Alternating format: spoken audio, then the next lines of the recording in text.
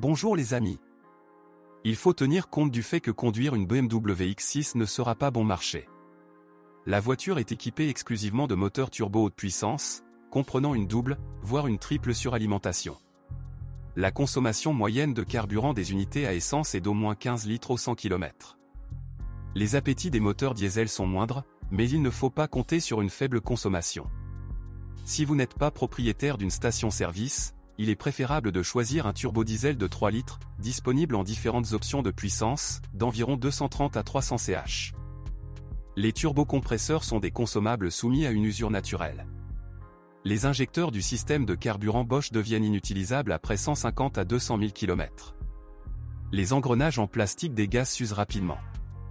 Il y a souvent des problèmes avec la poulie du vilebrequin, l'amortisseur est détruit et une odeur de caoutchouc brûlé apparaît. Il existe des cas où les clients ont dû débourser plusieurs milliers de dollars pour réparer un entraînement par chaîne de distribution. Le problème le plus grave est la panne de la pompe haute pression. Le piston fonctionne dans la mauvaise position, ce qui entraîne des éclats et une défaillance de l'injecteur. Dépenses ? Une nouvelle pompe coûte 1200 $. Mais en plus de la pompe, il faut nettoyer tout le système de carburant et remplacer les injecteurs. Les turbodiesels de 3 litres hautement boostés des versions 35D et 40D étaient parfois envoyés pour des réparations majeures après 200 à 300 000 km. Le moteur le plus problématique est le V8 essence de 4,4 litres, N63. Il a reçu 2 turbines situées directement dans l'effondrement du bloc. Des collectionneurs de chat y sont également implantés. En conséquence, le moteur est soumis à des charges thermiques élevées. L'huile perd rapidement ses propriétés et se frite simplement dans les canaux de lubrification des turbines. Dans des conditions chaudes, la durée de vie des joints de tige de soupape s'avère courte, 50 à 100 000 km, selon les conditions de fonctionnement. Bonjour les amis, vous cherchez une voiture d'occasion, vous devez prêter attention au site web carm.pro. Carm.pro est grand catalogue de voitures, moteurs, boîtes de vitesse. Et le meilleur, c'est que vous pouvez trouver des informations sur les pannes de n'importe quelle pièce. Complètement gratuit. Allez sur le site web carm.pro et découvrez tous les éventuels points faibles des voitures d'occasion.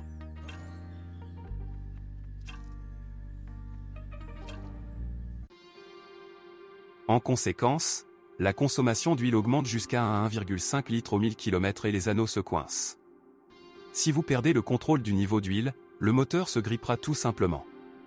Les réparations majeures après 100 à 150 000 km ne sont pas rares. La prévention la plus fiable est le remplacement régulier des joints de tige de soupape, après 50 000 à 70 000 km. La procédure est coûteuse, car elle nécessite la dépose du moteur. Et bien sûr, il est nécessaire de changer l'huile moteur plus souvent et de garder les radiateurs propres. Le moteur turbo essence de 3 litres, N54, d'une puissance de 306 chevaux pose également problème. Après 100 000 km, les vanneaux tombent en panne, et après 150 à 200 000 km, une des turbines, 2 pièces. De plus, pour remplacer le turbocompresseur, le faux châssis doit être abaissé. Bientôt, les injecteurs ou la pompe à carburant haute pression pourraient devenir déprimés. Il y a eu aussi des cas de réparation majeure. Le N55, similaire en paramètres, 3,0/306 chevaux, est toujours considéré comme plus fiable. Il a été installé après restylage. Les éléments de transmission nécessitent un renouvellement régulier de l'huile. Une réparation de la transmission automatique ZF peut être nécessaire après 200 000 km. Les bacs de courte durée sont généralement à blâmer. Le système de transmission intégrale est relativement fiable.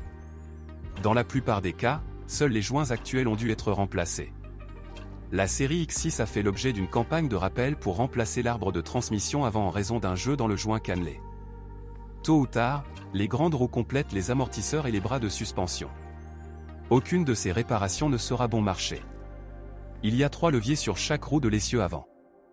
Après 150 à 200 000 km, une bobine de l'un des ressorts se brise souvent.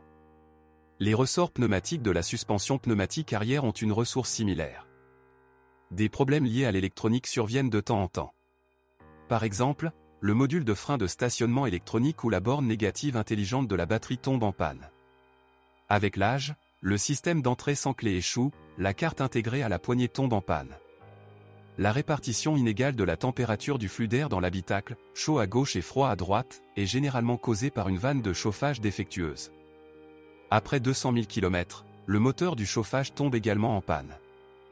il est surprenant que dans un crossover de luxe, le revêtement caoutchouté des poignées s'use relativement rapidement et que les symboles des boutons fréquemment utilisés soient effacés.